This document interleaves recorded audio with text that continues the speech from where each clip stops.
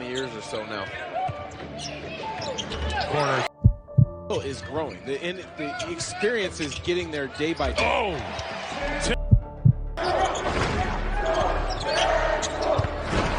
Hard down low, they lost. Turning, Tape, blocks, Holmgren. That happened. Didn't see that at USD from him a year ago, and then finally. Drawler got cut off, so Holmgren going closer to drive to the bucket, missed the layup. Holmgren offense. In your half-court offense against Gonzaga. Holmgren spun around. Holmgren. Backing. Boy, Marymount shooting 31%. Gonzaga is shooting 61%. And Shot for Holmgren. Puts it on the ground and lays it. Because Gonzaga's going under the screens. Holmgren scores with a foul.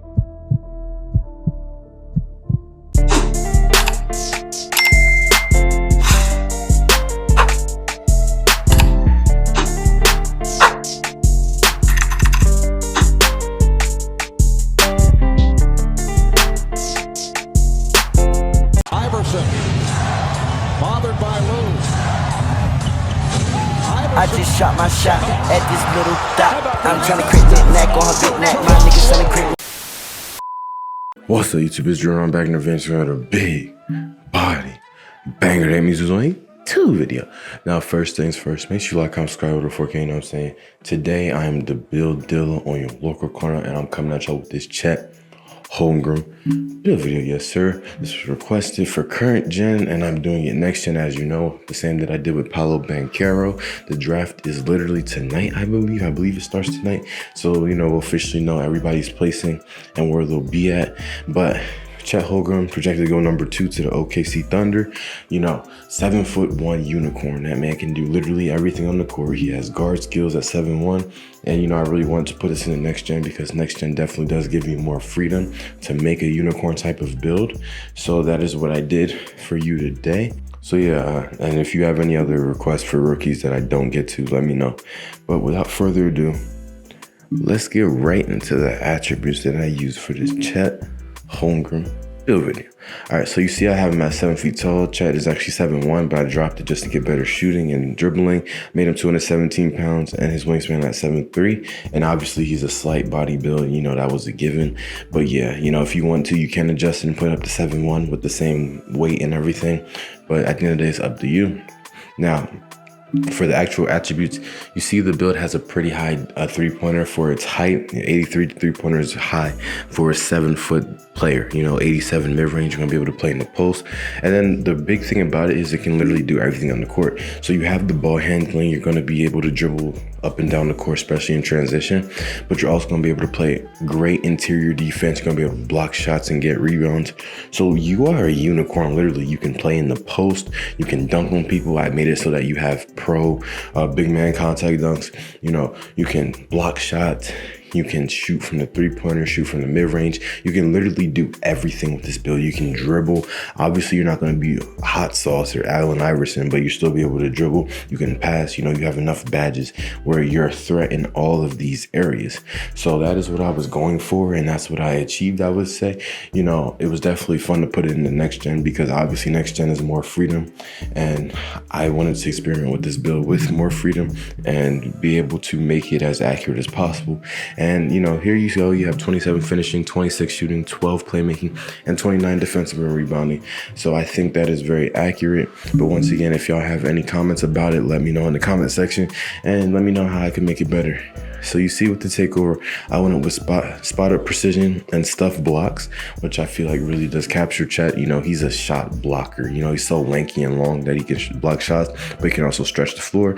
And you see I have a 2-way stretch glass cleaner. The build one in comparison threw me off, but everything else is okay. You know, Joel and Kristaps Porzingis, especially when he was like healthy and playing and just starting, you know, he was the unicorn. You know, he could do everything. He could dribble as well. So I basically did kind of make a repeat of that. And I think that comparison in real life is good for Chet because Chet has that size, that Kristaps size, that Kristaps lankiness, but he also has the guard skills, the ability to shoot the ability to dribble, stretch out the floor, play make, you know, block shots, just be everywhere on the court. But the thing about him is Kristaps was slow. Chet is like fast. He's relatively fast for his height and weight. Like he zips down the court in transition. Now, the thing that will separate him is if he puts on some muscle. If he puts on some muscle and is really able to dominate in the post, because obviously in the NBA, he's going to be going up against guys like, say, Karl Anthony Towns, Joel Embiid, you know, Nikola Jokic, going up against these big guys who are stronger than him, you know, that can pose a threat to him in the post, even though he is lanky and tall.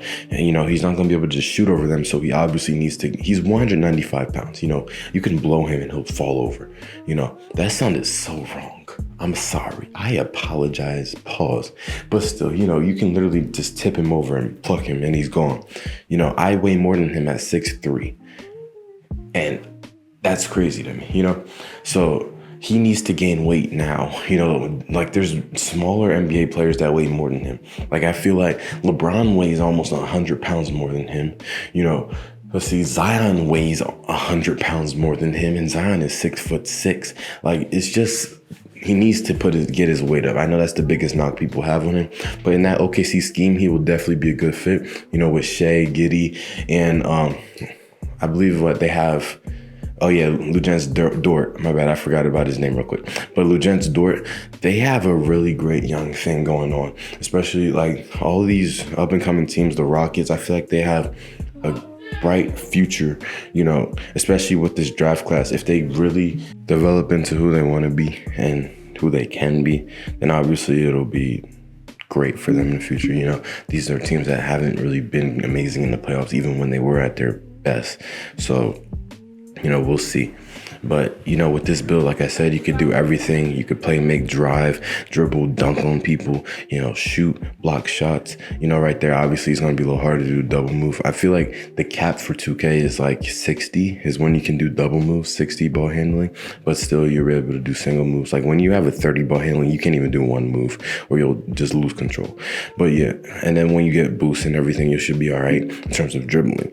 But, you know, I definitely had fun with this build. It was definitely a more difficult build to make, and it was nice to see how it came out. And I'm happy for these types of suggestions, you know, like rookies, players that aren't in the league, you know, but are almost in the league, you know, like I like these types of suggestions because they are different and they do challenge me, so especially on next gen. You know, I like making it too, so you know, I'm vibing with it. But yeah, that's pretty much the end of the video. Make sure you like, comment, and subscribe on road to 4K. Comment any builds that y'all want. But until then, I will keep doing the draft class builds. I'm out. Peace.